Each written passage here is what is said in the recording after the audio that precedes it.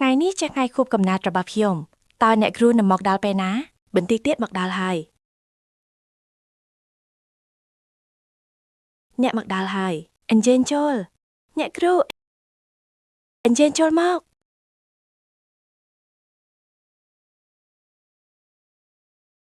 ស៊ីងទីបំផុតម៉ាក់បានមកក្បែរកូនហើយកូនសម្លាញ់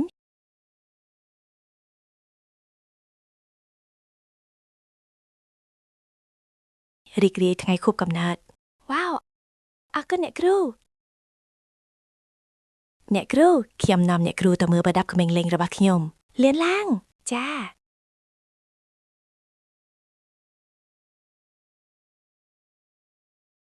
អ្នកគ្រូចាំខ្ញុំបន្តិចណាចានេះគឺជាប្រដាប់ក្មេងលេងរបស់ខ្ញុំអ្នកគ្រូខ្ញុំនឹងនិទានរឿងឲ្យអ្នកគ្រូស្ដាប់មានកូនឃ្មុំមួយក្បាលវាបានហើរចូលទៅក្នុងគុម្ពផ្កាពួកវាមានកូនឃ្មុំច្រើនណាស់ហើយពួកវាចូលចាច់គ្រើបលំអងផ្កាវាក៏បានប្រមូលទឹកឃ្មុំបានយ៉ាងច្រើនផងដែរមើលចុះនៅទីនេះឯង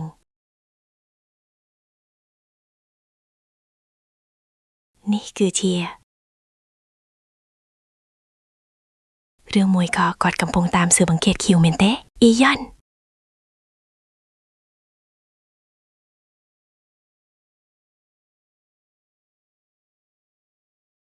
សំទោស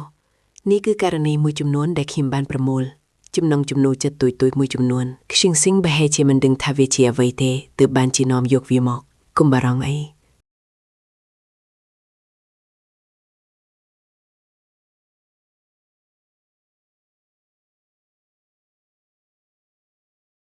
របាយការណ៍នេះបង្ហាញថាអ្នកទាំងពីរពិតជាមានទំនាក់ទំនងឈាមជ័រនឹងគ្នាមានទំនាក់ទំនងឈាមជ័រ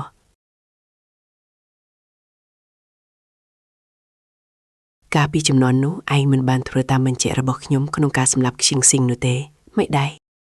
ចិត្តទន់ហើយមែនទេតើឯងភ្លេចហើយឬថាហ្សាំងឌីបានធ្វើអ្វីដល់ឯងខ្លះ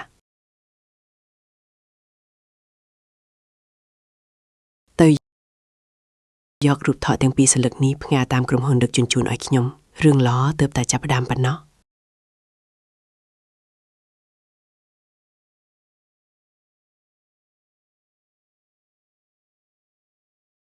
ខ្ញុំនឹងលេងសើចជាមួយនាងយឺត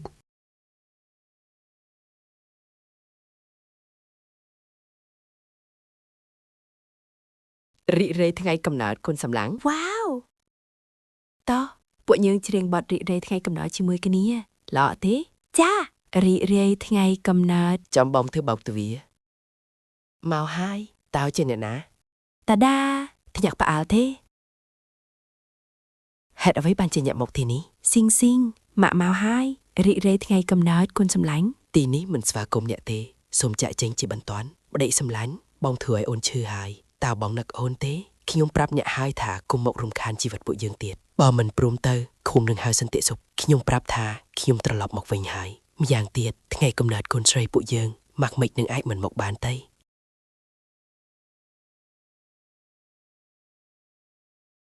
តើអ្នកនេះជាអ្នកណាជាភ្ញៀវក្នុងផ្ទះយើងមិនទេឬក៏ជាស្រីលួចលាក់ប្តីសម្លាញ់ហេតុអ្វីមិនណែនាំឲ្យស្គាល់ផងទៅស៊ីងកុំខ្លាចអី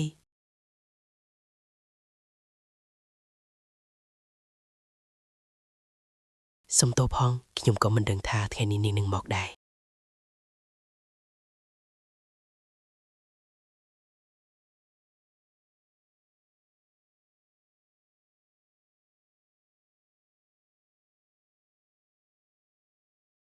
ចិត្តល្អឲ្យចំពេលលាទៅជាការប្រៀបធៀបដែលធ្វើឲ្យនាងឈឺចាប់បំផុត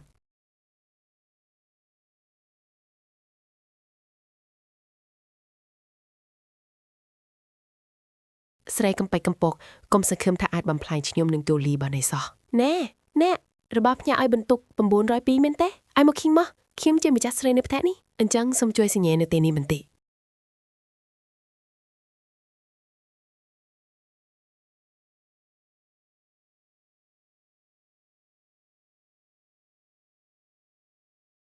ซิงซิงนี่คือเจือโอ้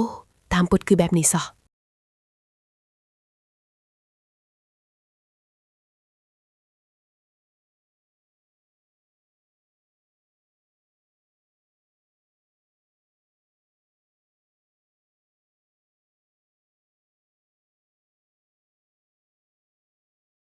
เรื่องก็ได้สำหรับประใด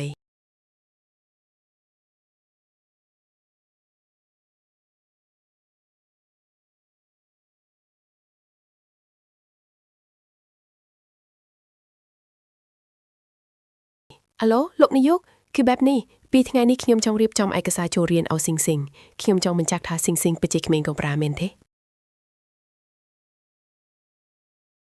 អូចុះអ្នកដែលយកស៊ីងស៊ីងទៅផ្ញើការពីមុនជាមនុស្សប្រភេទណាលោកថាជាបរិសវ័យកណ្ដាលម្នាក់